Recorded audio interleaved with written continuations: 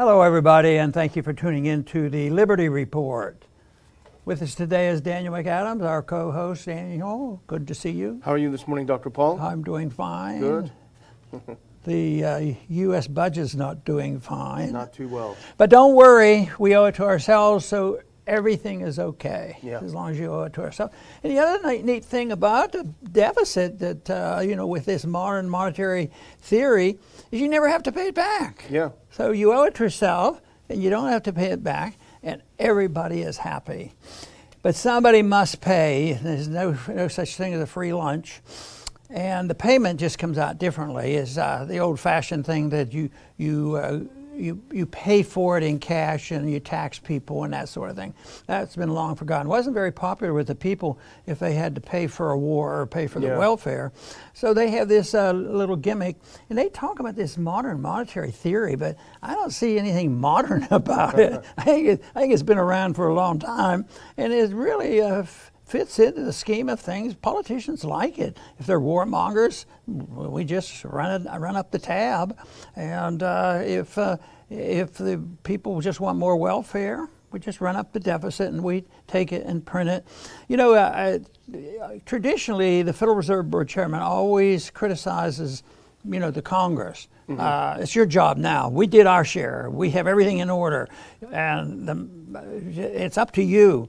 And I think what they're talking about is when they create money, because of human action and a few other shortcomings on people, the money doesn't do what they want it to do. It doesn't get spread about. The right people don't get it. And then the wrong people, who probably are very close to the handouts, they end up getting it. So it's something that they just think that they can do, and I think they are really telling the Congress, you're the people responsible for the distribution, and you like this job. This is how you stay in office. But then again, I guess subtly they think maybe there's limitations, and we'll do this, so we have to fight over it and pretend that we're going to pay our bills.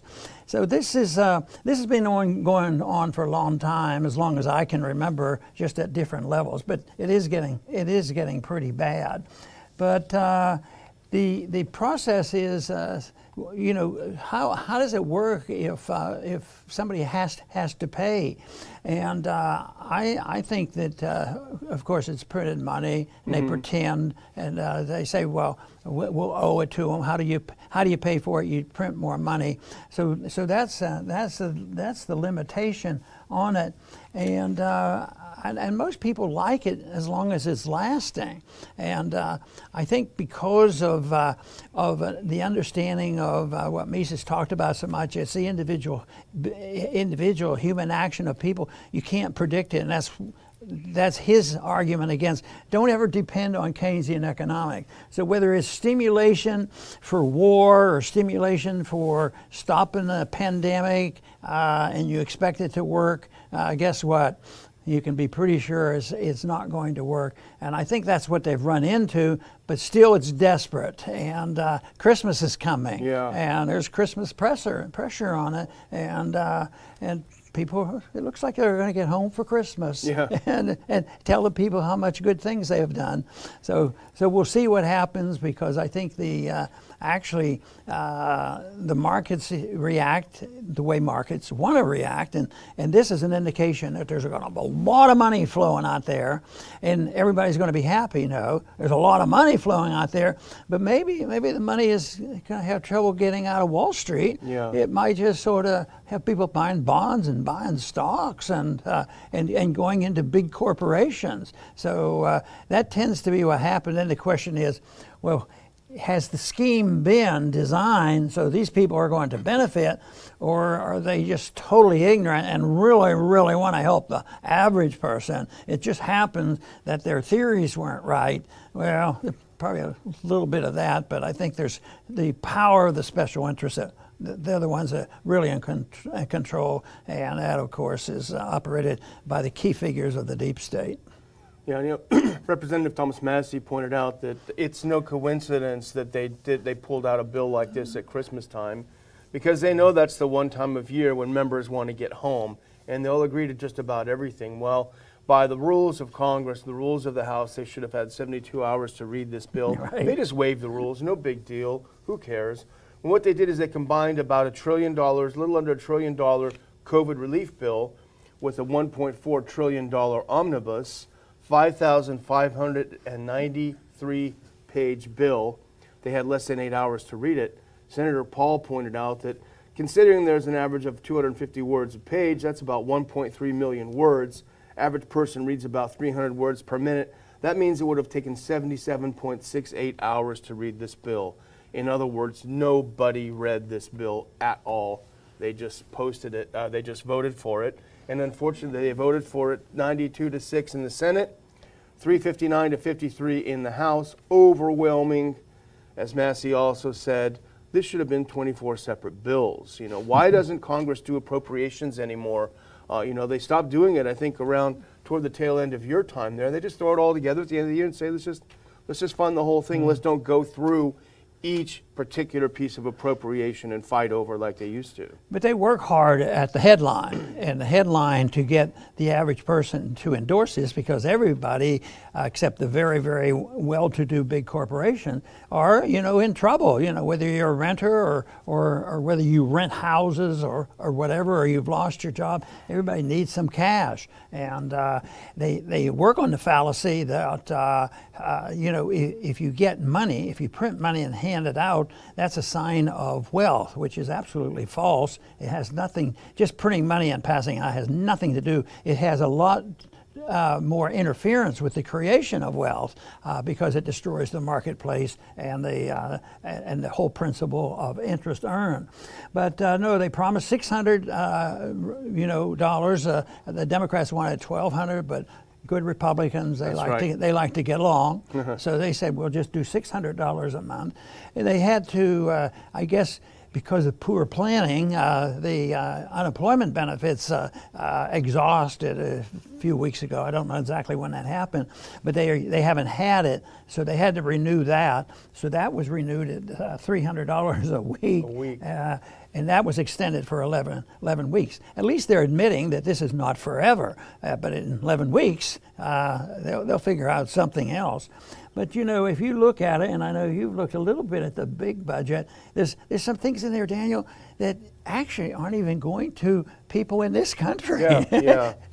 You know, it's part of the empire that's out there, and if you throw the military-industrial complex in with that, there's a lot, other than the individuals who are directly employed or own stocks in those companies, you know, the very, very vast majority have no benefits from this other than they're stealing real wealth from people. It's leaving, you know, the marketplace here, and we send it around the world and have our presence there, and just think of this effort, which seems like the president was making some progress, just bringing some troops home, and they can't even do that. So, yeah, it's a serious problem, but they're really operating. They spend a lot of time there and a lot of demagoguing, but they're really operating like it's not an emergency. You know, if they thought it was half as bad or even a third as bad, they'd be doing something else. If it was just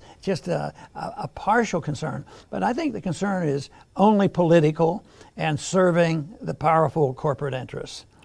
You know, the average American may be delighted that he's getting he or she's getting $600, but you alluded to this a second ago. When you look at what's being given to Americans and what's being given overseas, it's astonishing to think about. And here are just a couple. And you can go through the bill and virtually find hundreds of these things. Not less than $241,400,000 shall be made available for assistance to Tunisia. It's a tiny little country, Tunisia. $325 million to the Democratic Republic of the Congo. $10 million for higher education in Malawi. 135 to fight the drug war. 135 million to fight the drug war in Burma. 300 million to counter Chinese influence fund. And the countering Russian influence fund only gets 290 million, 10 million less. I guess the Russians are not as much of a threat. 70 million to promote global internet freedom. And that includes capacity building training for democracy activists, i.e. regime change overseas. It's the same old thing, but it's the mentality that you talk about that's a problem. And there was a video, floor speech from Senator Paul that went viral yesterday, and we wanted to just capture a little under a minute of that speech because he really captures the philosophical problem with what Congress does. So if we can cue up that video. Free money for everyone, they cry. And yet, if free money were the answer, if money really grew on trees, why not give more free money? Why not give it out all the time? Why stop at $600 a person? Why not $1,000? Why not $2,000? Maybe these new free money Republicans should join the Everybody Gets a Guaranteed Income caucus. Why not $20,000 a year for everybody? Why not $30,000? If we can print up money with impunity, why not do it? He makes a good point. If you can print money with impunity, why are we only getting $600? I wouldn't mind $30,000 for myself and each of my kids. That'd be nice. We used to participate in that little cliche there. Why not more? And when the minimum wage, which the principle was wrong to begin with, but the minimum wage was $2, $3, $4, $5, $6. There'd be a few of us say, "Look, it can't work. Why don't you just make it 15?" so it's 15 now and rising, which just means that the value of the dollar is going down. People aren't better off, by having $15. It is true. There are less jobs now when the minimum wages and other things happen.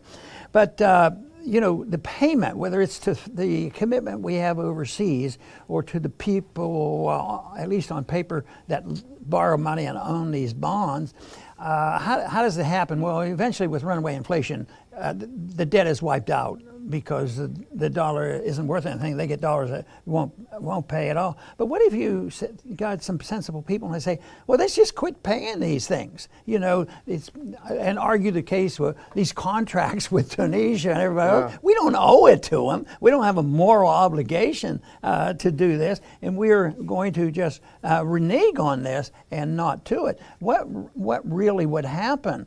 Well, if that happened and then you had still the option of keeping those unemployment checks going, it might not be nearly as bad as some people think. But the one thing is even if you try that transition, I've talked about this a lot, it's not going to be tolerated because like today, we looking back at what they did yesterday, they say, well, this is a little bit too much. This stimulus is $900 billion, is almost $1 trillion. Why don't we cut it 10%? Yeah. I mean, there'd be a civil war. Oh yeah. That would be the signal. And but the big problem is how are the sides going to wind up? And I don't know. Rand says that the Democrats the Republicans are as bad as the Democrats. Yeah. So I'm shocked. I'm shocked about that. So, but the civil strife is already here. The street fighting is going on. There's violence in the city, and money is being spent like it's going out of style. But there's still some things going up in price. Wall Street, last I looked, even this morning, they were doing quite well, but it can't last, or they've defied all the laws of nature and all the laws of economics if they're able to create wealth like this by just printing it and passing it out and trying to satisfy the people. We have too many examples throughout history when this has been tried, and usually it fails. When these big failures occur, it is identification of when an empire ends, and it's usually related, to a currency going bad. And I think we're very close to this. I think days like this, people who are really concerned about it, that would reinforce their concerns. Yeah, and you got to wonder why people don't get up in arms. They're living under the delusion. I guess the mainstream media is so powerful. The mainstream media tells them that they do owe it to themselves and that everything is okay. This is something interesting. about the bill, $600 checks to all 328 million Americans. That'd be almost $200 billion. But this is a $900 billion bill. Where's the rest of the money going? And that's the real question. And it's going for well-connected, the wealthy.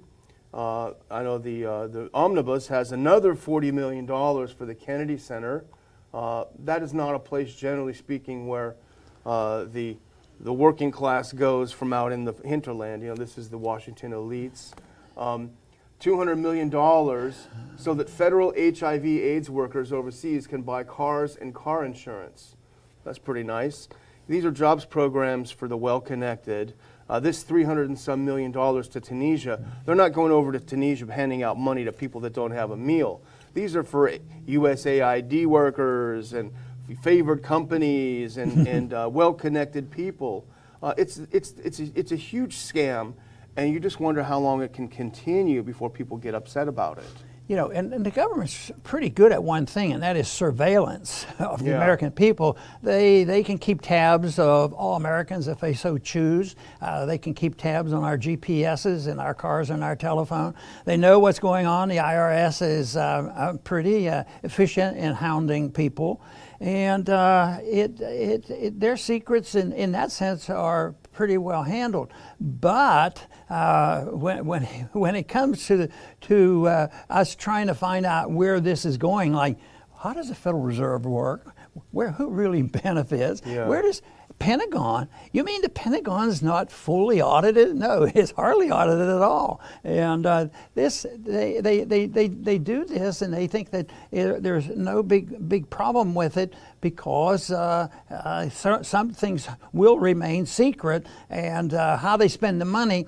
I don't think that people want to even hear it.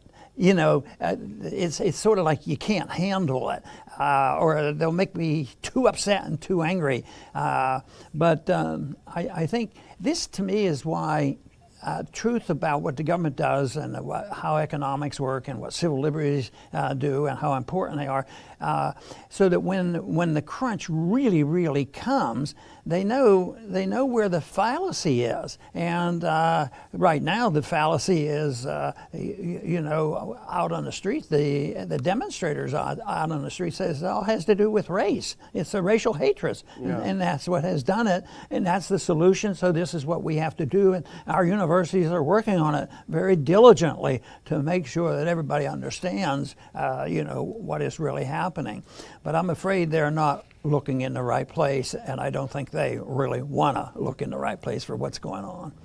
The other thing that's disheartening is the continuation of failed policies. It really is as if we were back in 2014 again, where Obama's people had the brilliant idea, hey, let's overthrow the elected government in Ukraine.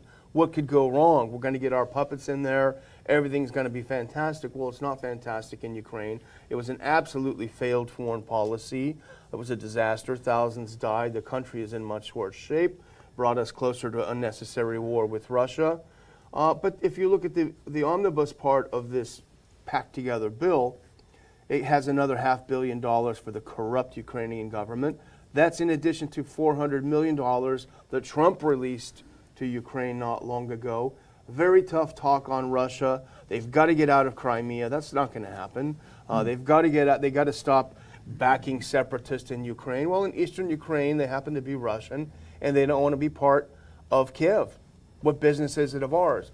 But it's just amazing when we see the astonishing failure. There's plenty of tough talk about Syria in there as well. No money can go anywhere near Assad. It's got to go to the rebels and this sort of thing. Bad policies in Washington just keep continuing year after year, and nobody stops and says, why are we doing this? Is it doing anything to help this country? No, hardly. The big part of this, nearly $1 trillion, that's new stuff, and it's to stimulate the economy. And of course, we're not expecting a whole lot from that. The people who are going to be at loss are people now thinking the government can handle it. You know, the one thing they did, they had a moratorium on rent. You know, that they could suspend their rent, and also then you couldn't close down. You know, and throw somebody out of their house, and that's been suspended. So, but that'll come back. Those are the kind of gimmicks that they use to try to cover their tracks on what they're doing. But the stimulus is partly going to work because the wrong things get stimulated and they're not realizing what's happening. But you know, there's some things going on that because we're talking about stimulation, that's talking about you know, COVID and that's what the real problem is behind the scenes. A lot of this spending puts, you know, that's why you can't say boo. People, they can challenge some of these things, but no, on this is you know, sent to us by God, and there it is, and we have to deal with it, and we're in this together. So everybody has to say the solution, you know, is printing more money. But you know, we have in the last several weeks, months or so, when we've continuously point out some breakthroughs where some governors wake up or a mayor wakes up and a citizen will wake up, and we've seen some progress. And I keep thinking, it's going to happen, it's going to happen, that's going to gain momentum. And I think we were on the verge of it, so we had to be prepared for another virus. And it looks like it's already been established. It's so amazing that, you know, the first day I heard about it, they knew so much about it, you know, and it tested certain ways, and that, of course, you know, in Great Britain and European countries, they're talking about the new virus that they have to deal with, but they have to scare people with it too, and I think people are getting scared. They're concentrating on being fearful of the new virus because I think the other one is getting stale, you know, and the American people are waking up. We don't believe this stuff. We're going in, we're going to do something. We're going to challenge, you know, this whole system. So, but they have to build the hysteria, and I think they're making inroads on that. But the hysterical reaction prompted a reaction from us because, you know, at the beginning of last year it was keep the Chinese out and this will solve our problem and stop the flow of people, which is a legitimate concern. But there's this whole idea that what they have to do right now is watch out, don't let people coming in. If there's a new virus, stop the airplanes, you know, which you know, can be debated, but it's amazing how much they know so soon. But here's an article today. It says U.S. may require British passengers, this is the part that gets me, to prove they don't have COVID before boarding flights. Well, maybe it'll be the next virus or whatever, to prove it. Well, that to me falls in the category of proving a negative. And which is virtually impossible. Is that going to mean that you have a negative test? I'll bet you they could produce I bet you they could reduce the positive test by 50% overnight if they just did the right way. And then run them through 45 cycles instead of maximum of 30 cycles. So this is what they do, but I was thinking, well, what does this mean if you followed this principle that you had to prove you didn't have something? And I got to thinking, well, what if somebody had a genetic predisposition to schizophrenia? That's a serious disease, and people act out of line, and if they get on the airplane, they might cause a problem. So we have to test them for it. To be perfectly safe, we have to do this. And bipolar, people believe this is a genetic problem too. Test them for that. You know, you could go on and on doing the testing. This doesn't mean you shouldn't have concern if you know about it, but doing this already and talking about this and this virus is spreading, and I keep thinking the people who are wanting to put more controls on airlines, it might be by the governor of New York or the mayor of New York City because they have control of so much airplane. We'll stop them. We've closed all the restaurants down except for us, so they'll do it. But anyway, I just think this probably is not going to be the big item on anybody's news item, but always catches my attention when they say prove a negative. Yeah. And technically speaking, you don't really prove a negative because there's always an assumption that could be true. This is going to be a difficult situation for the people who want to keep the fear ratcheted up, and the people who want to keep pushing the idea that we have to have a vaccine.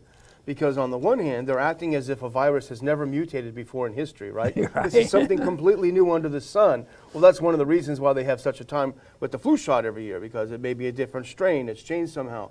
So on the one hand, if there is a new mutated virus, that might be a problem for the vaccine's effectivity if it's changed. So there's a conflict there, and unfortunately, I think people in the U.S. have lost their minds. I don't think they're thinking logically, and that these two things cannot simultaneously exist. Mm-hmm. But I'll close out if we're ready, Dr. Paul. Yeah, I think so. Exhausted, and I would just thank our viewers. We appreciate you.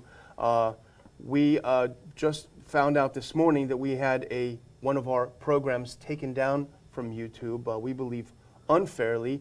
We're a news and analysis program. We don't advocate anything other than liberty. But that also means That's a problem. Yeah, There's the that's problem. the problem. But that means that we may face some problems if they do decide that they want to censor independent views. So we have appealed it. We believe it was unfair, but that may mean that we have to focus our efforts more strongly in looking to alternatives. We already post a show in several other areas, BitChute and elsewhere. But that may be something that we have to deal with, and we do appreciate you, and we hope if we do have to move, if they do decide to shut down Ron Paul's Voice of Liberty, that you'll come with us wherever we do end up. Dr. Paul? Very good. I'm going to just close with a mention about the monetary system and this whole principle that if we just send checks out, things will be okay. And a lot of people are anticipating, and a lot of people are very dependent on it. And it's just an extension of the policies that we have been following probably almost 100 years, especially got started when the Federal Reserve came in. And the fallacy there is that people believe that money is equivalent to wealth. Well, we know that if you just print money and pass it out, that can hardly represent wealth, and fiat money usually in. But even if you had, say called the legitimate money, the Federal Reserve notes, passing them out and create them obviously does not create wealth. Wealth has to come, though. The market works by people working, producing, living off what they produce, and then saving it, and then investing it, or giving it to somebody else to invest, and that should be guided by contracts and property rights and interest rates. And then you have a generation, you have an increase of wealth and prosperity. That hasn't happened that way in a long time. Every once in a while you might have an accident happen in this economy where people actually, borrowed, they paid an interest, and they ended up with a good business. But overall, this money, there's not going to be very, very many businesses coming out of this because we're pumping out a lot of money. Matter of fact, I don't even think they're pretending to do this. They claim they're propping up certain companies, but it isn't true. So I think that the principles of liberty and the proper role for government is very, very important. But I think also that we have to understand that the role of government is not there to take care of us from cradle to grave and police the world and take care of an empire. The government there is there to do their little bit of a job, is to make sure we have our liberties and people interfering with it. And that is where you get the production, and that is where you get the wealth, and that is where you get more peace and more prosperity. And of course, this program is designed with the belief that if you do the right thing and have a proper understanding of liberty, that we will have a much greater chance to achieve peace and prosperity. I want to thank everybody for tuning in today to the Liberty Report. Please come back soon.